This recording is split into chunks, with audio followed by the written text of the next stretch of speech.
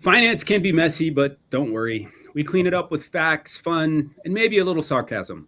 Welcome to the Financial Sandbox. Let's get into it. Today, my guest is Anthony Calderone from Inland and Inland Private Capital. There's a lot of names to the whole company, but can you tell me a little history on Inland and how this company came about? Absolutely, Herb. Thanks for having us. It's a pleasure to be here, and just to share a bit of a story to kick things off. The Inland Real Estate Group was founded all the way back in 1968. It's a story that starts with 4 school teachers in Chicagoland who, during the summer months when they weren't teaching class, started building duplexes in and around the Chicago area and collecting $500 here and there from friends and family and fellow teachers. Quickly realized the opportunity in real estate after completing just a few of their small developments. You fast forward 5 decades, and Inland, being based out of Oak Brook, Illinois, a suburb of Chicago, has grown to be one of the nation's largest commercial real estate and finance groups.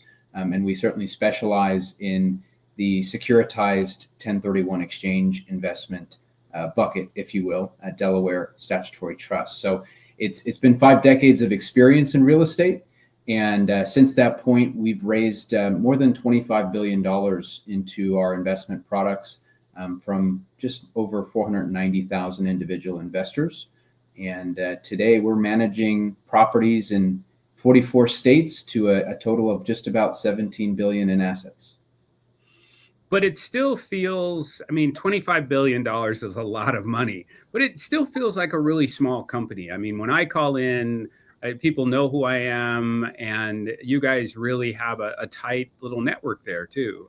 Your CEO came out here recently for joining us for lunch. Yeah, we feel that, real estate is certainly local, right? You hear that phrase all the time, and as are our professionals out in the field today. So we like to partner alongside financial professionals like yourself, Herb, and help guide clients through these very intricate exchange processes. Some can be quite complex, and we've got teams designed to guide through every step of the way. In the background here, you can see the Transamerica Tower in San Francisco and Coit Tower, and you came out to San Francisco. It's been 4 years now? Is it almost? Yeah, exactly that. I had the pleasure of coming out here during the pandemic and experiencing San Francisco during those times, and it's fair to say that there's some improvements being made, and it's great to see. It's a great city, and I think you live south of Market in sort of Rincon, right down by. And how's that for you?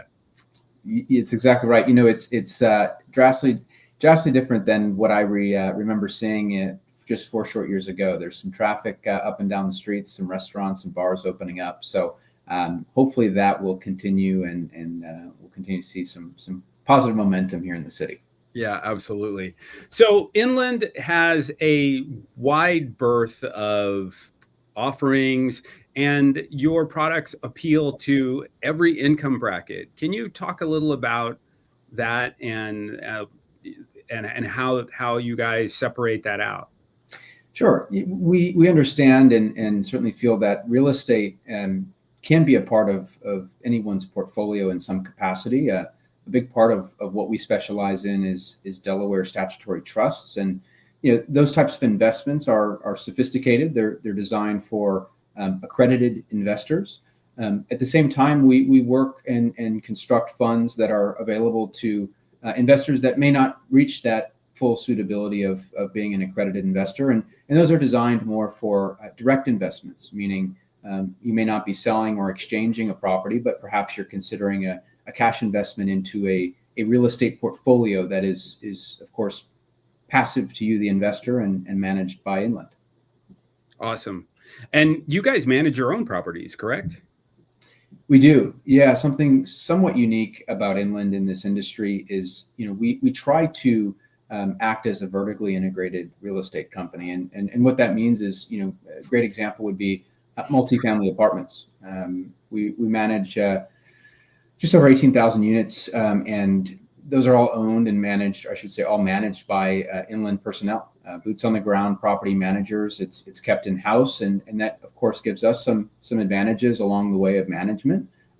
We've recently also acquired the 13th largest self-storage company and brought that in-house at Inland as well. So it is something we look to continue to do in various sectors to provide some stability along the property management side. So when we look at sectors, there's retail, there's commercial, there's office, there's multifamily.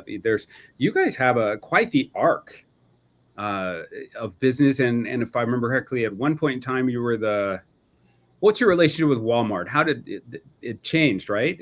Tell me a little about that. Yeah, you kind of go through the decades. I mentioned Inland started as a multifamily apartment company, right? Building duplexes and it's focusing on apartments. It was in the 80s that Inland became the largest landlord of Walmart nationwide. So we've through the decades shown the ability to adapt into different categories, different sectors as market changes occur. You fast forward to today, and there's sectors like senior living or self-storage, student housing. These are newer categories. They're sectors of real estate that weren't really around 20 or 30 years ago, but they're categories we have interest in today, just based on demographic changes that we're seeing in the marketplace. So let's get into the Delaware statutory trust part of this conversation, which is predominantly for accredited investors. And I did have a little disclaimer before this about that, but what's a Delaware statutory trust, and why did Inland get in this space in the first place? Yeah, it's interesting. We entered the Delaware statutory trust industry in 2001. It was a result of really seeing the challenges that potential exchangers were encountering along the way of their own personal exchanges, timeline constraints, issues with financing, exchangers that wanted to diversify by sector, by geography.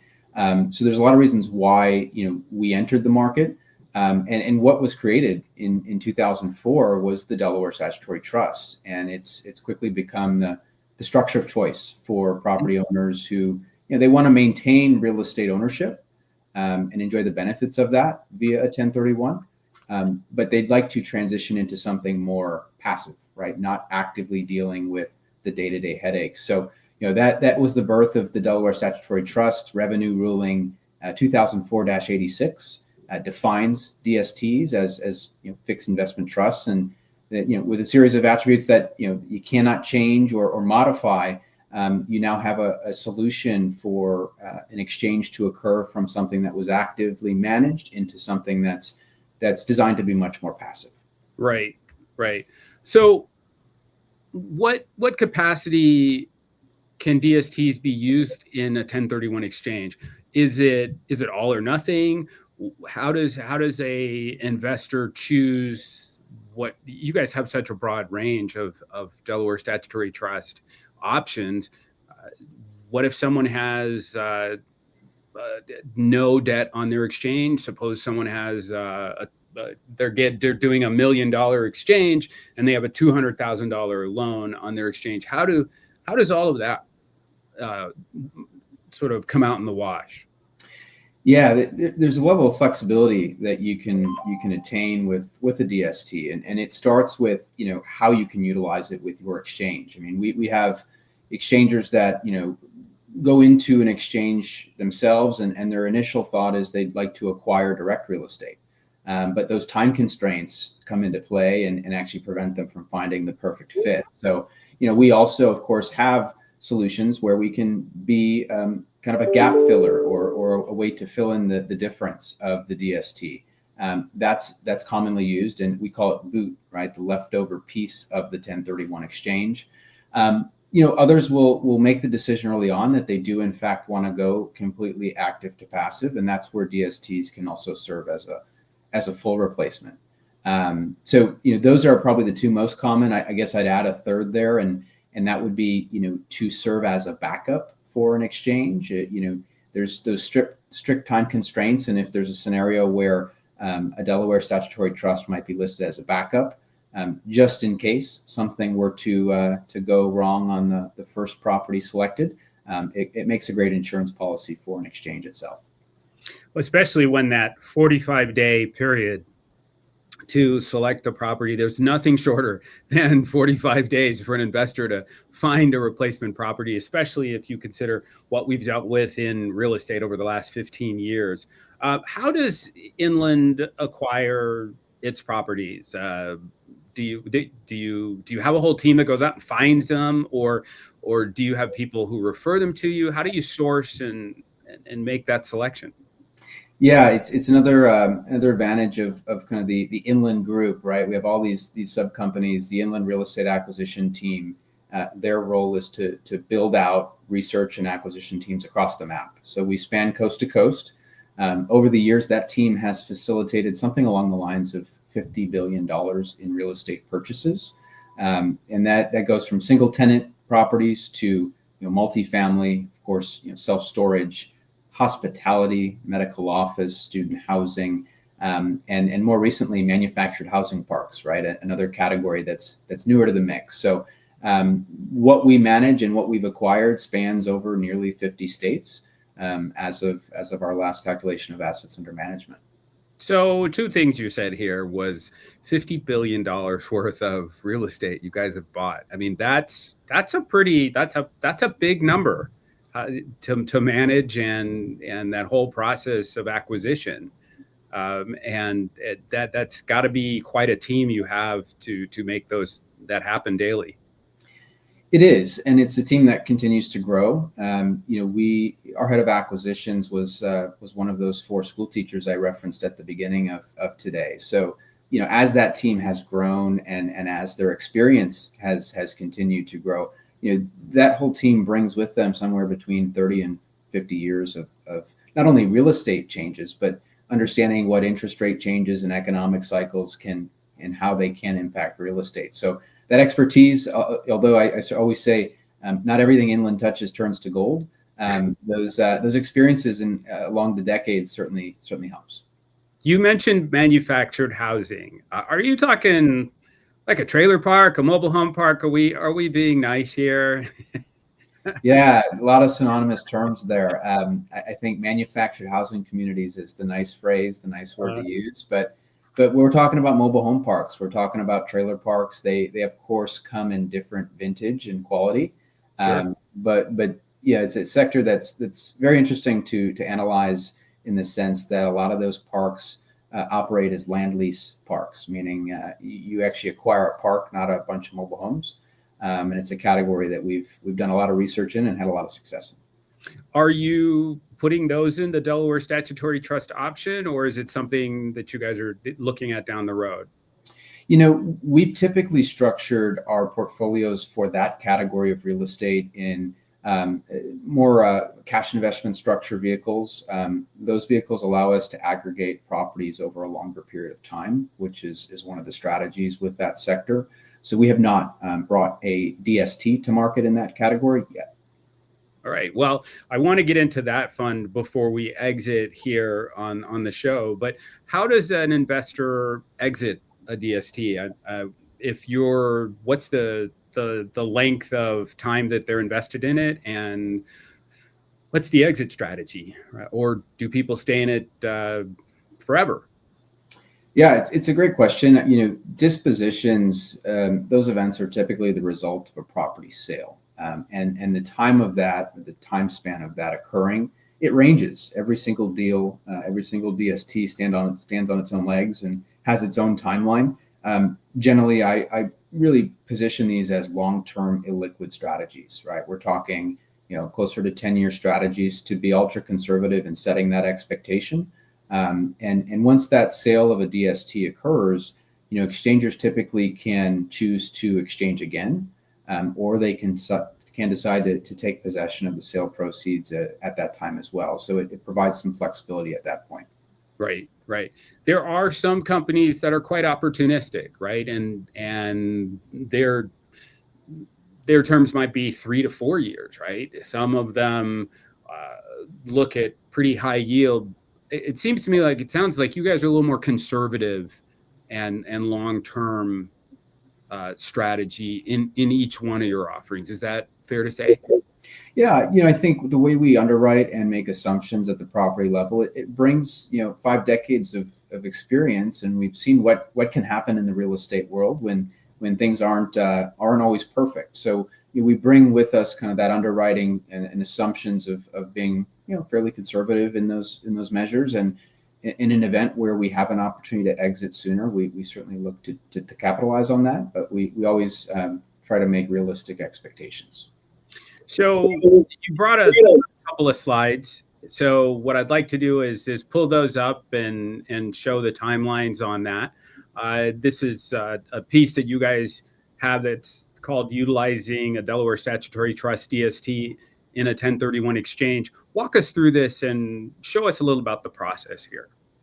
Yeah, the first page here really references, the how-to, right? We talk about, what's the goal here? Of course, deferring capital gain tax, and it talks a little bit about how the DST works in terms of qualifying for that replacement property. So, it provides fractional ownership of real estate, which really designs the DST of a structure of choice. And then we start to look at the process, right? The sale of the relinquished property is always step one, but there's always a middle component there that's often overlooked, and it's the use of a qualified intermediary to ensure that that seller, that exchanger, doesn't actually take receipt of proceeds. So there's some planning that has to take place there prior to sale, and then the final step 3, of course, is the replacement property, which of course in a lot of scenarios the Delaware Statutory Trust can act as. So from a 30,000-foot view, what we're talking about here is selling the property, those funds going to an intermediary, and from there to a replacement property. Yeah, we had an intermediary on that we talked to and really talked about the whole process of the 1031 exchange, because it can be really complicated and it can be quite stressful. It can be, and there's it's interesting. Intermediaries can be an excellent resource because each exchange has its own level of complexities, and the sooner you can get those complexities washed out, the better, to make for a more seamless exchange. So this piece will be available as a link at the end of this interview. So because this font is a little bit small to read from the screen, most people aren't squeezing in to read that. But let's talk about the benefits of doing using a DST in an exchange. What do you think are the top 2 or top 3 benefits? We've got a handful here, but tell me about 2 or 3.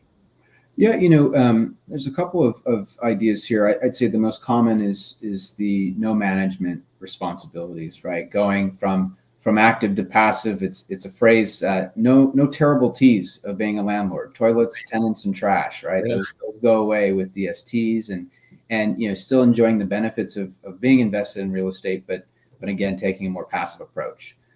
So I'd say that's probably the more commonly thought of advantage. Another one that is coming up more and more is regarding estate planning strategy.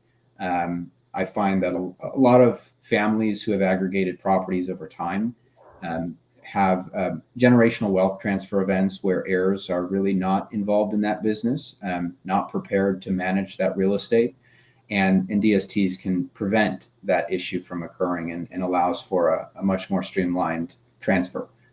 So I'd say those are the big 2 that are coming up most often.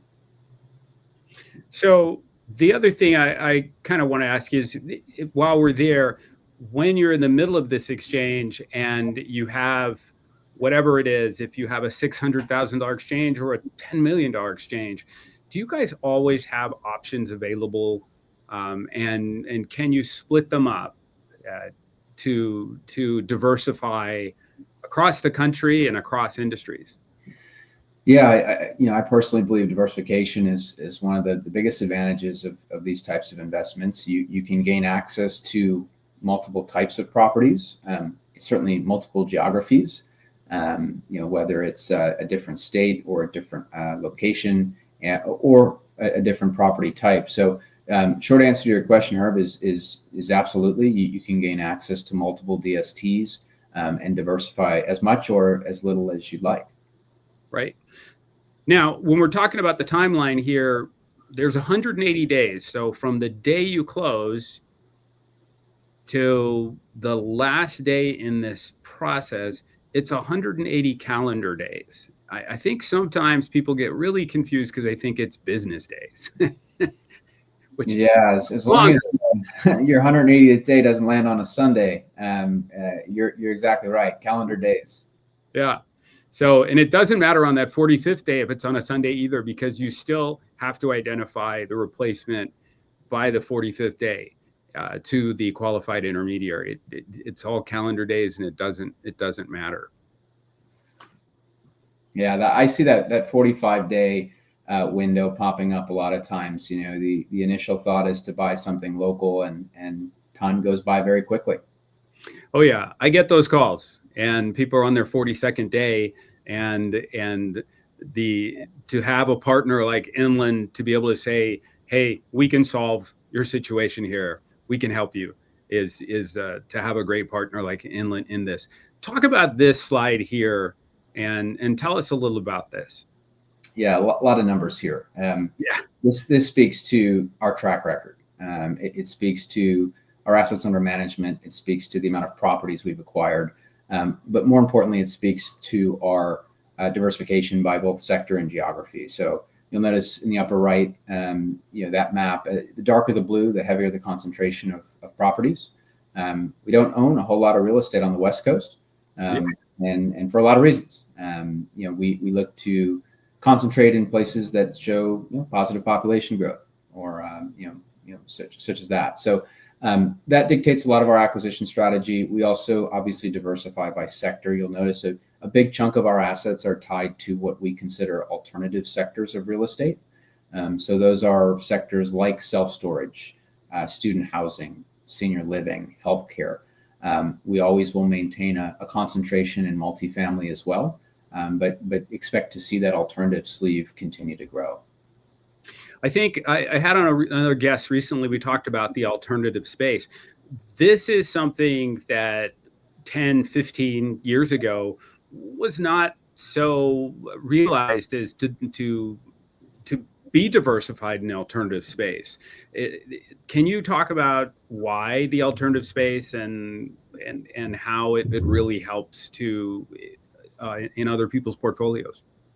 Yeah, I'd agree with you. I think it's an often overlooked category of real estate. The big four have always been considered when you invest in real estate, you're either buying apartments or office or retail or industrial. And a long time ago, Inland started to see opportunity in those smaller markets that are, more fractional, more mom and pop owned in some cases, and we've built sizable allocations to a lot of those, and continue to grow that. And they perform, each sector of real estate performs very differently throughout good and bad environments, but it at least provides investors with an option to diversify even further outside of just the top four. Wow.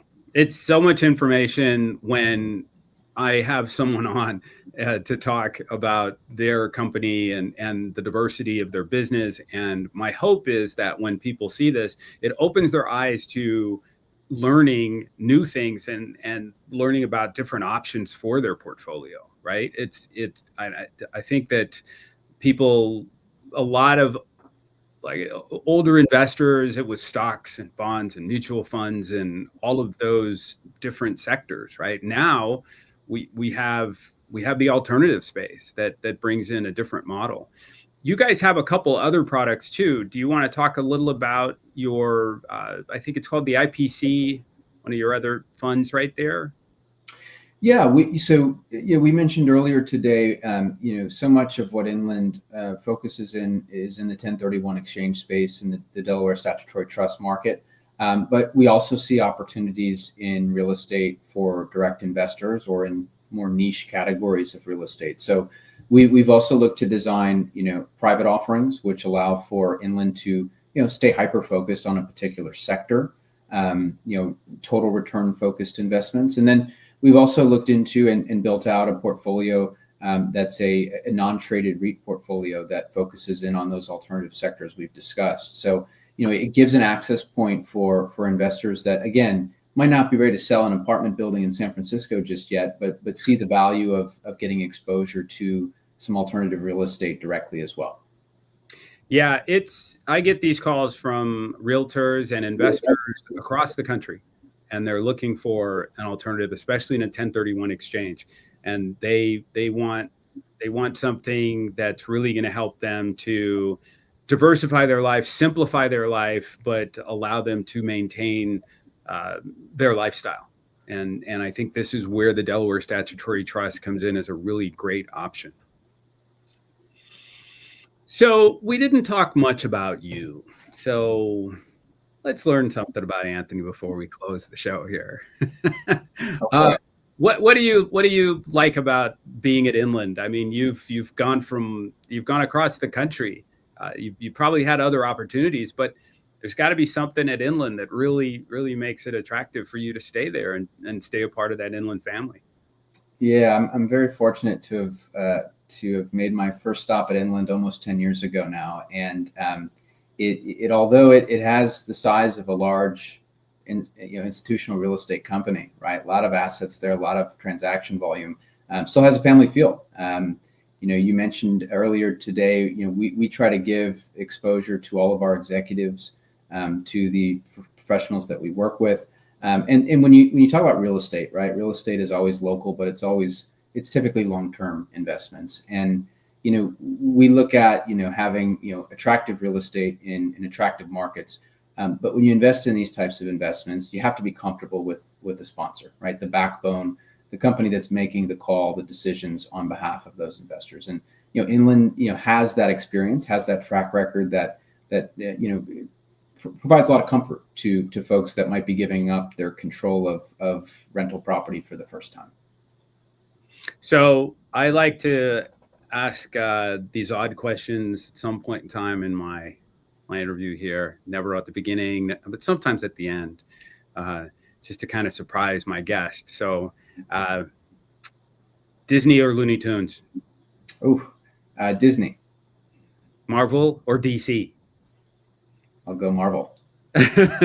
Okay, so in the Marvel land, who is your favorite character, and which character in the comic book land really resembles Anthony Calderone? I mean, can I say Superman? Well, Superman's a DC. Oh, well, then I'll go back and say DC. How's that? Well, good, because I just wanted to check. And what is it about Superman? Tell me. Well, it's got to be the glasses, right?